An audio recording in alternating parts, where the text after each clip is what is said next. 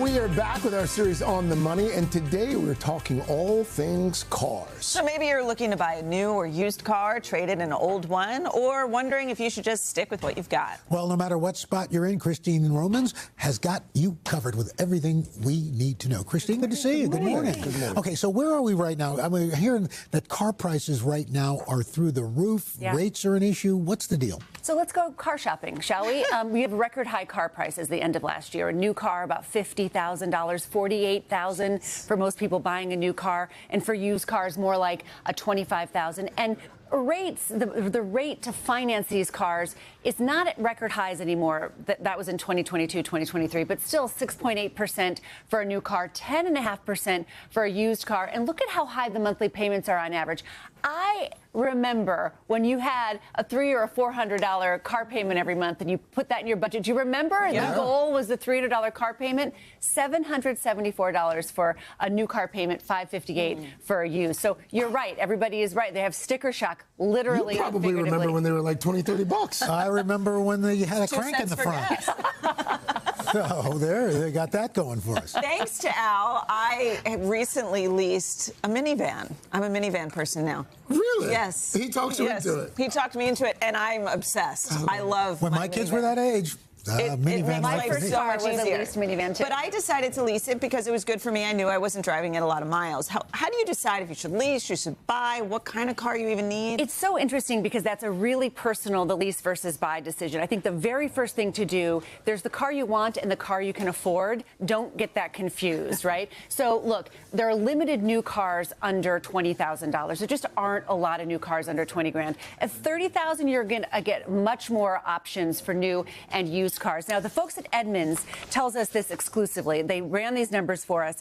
This is a really good time to get a one-year-old car. A 2025 car compared with the 2026 model is more than $10,000 less. So you save $10,000 off right off the bat if you get this one-year-old used or certified pre-owned car. Avoid the long loans. The average loan are really, really long. Remember, 4 to 5 years is what you want to consider. And then, again, consider leasing. If you're not driving a lot, if you don't know exactly what you're going to be doing the next few years, you just have like a 3-year clarity, you know that you can afford that monthly payment, then leasing is right for you, buying is right for you if you run the math and you decide you don't want to just lease the car, you want to be investing in it. I mean, you mentioned 4 or 5 years being sort of the recommendation. You can get a loan now for like 7 years. And there are folks who are doing that right now. First of all, why? And what do the pros recommend? So they're stretching out these loans to afford the cars. The cars are so much more expensive. They're going in and they're saying, okay, how do I afford this particular model? The average length is 69.9 months. Now, that's longer than the financial experts suggest. Look at this. About 13% of people who are buying a car, they're getting a loan for 84 months. Do you know what happens? By the time you go to trade it in, you've depreciated. You're going to try to trade in a car that you still owe a bunch of money on. So the math just doesn't work. So look for shorter loans. The experts tell me, Ted Rossman over at Bankrate says 4 to 5 years is your sweet spot. 5 years is okay, but 4 to 5 years is your sweet spot. The 24-10 rule, okay, 20% down, right? You want to be 10% overall on what your monthly income is what should be going to your car. And then you want to pay it off in 4 years. 24-10, that's sort of the magic math for what you can afford for a car. Wow. As far as when is the right time to buy the car? You know, you should consider, if all of these numbers are making you freak out, I'm sorry, then you should consider driving the car you have now for another year. And that's what all the experts we talked to said. If your car is okay and you're not paying a ton in maintenance and repair, consider driving that car another year. Don't go into the dealer cold. Do your research first. Find out what kind of car did you want. Look at that 24-10 rule.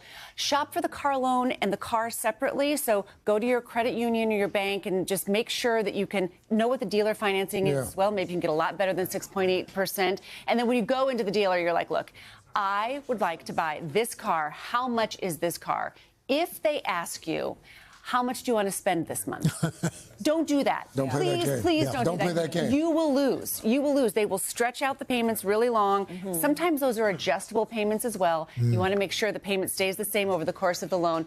All of these are just really important little things to consider. But the best advice is if you can hold off a year, wait, and then the 24-10, right? 20% down, pay it off in 4 years. Yeah. You don't want to pay more than 10% of your monthly salary on the car payment. Roman's rule.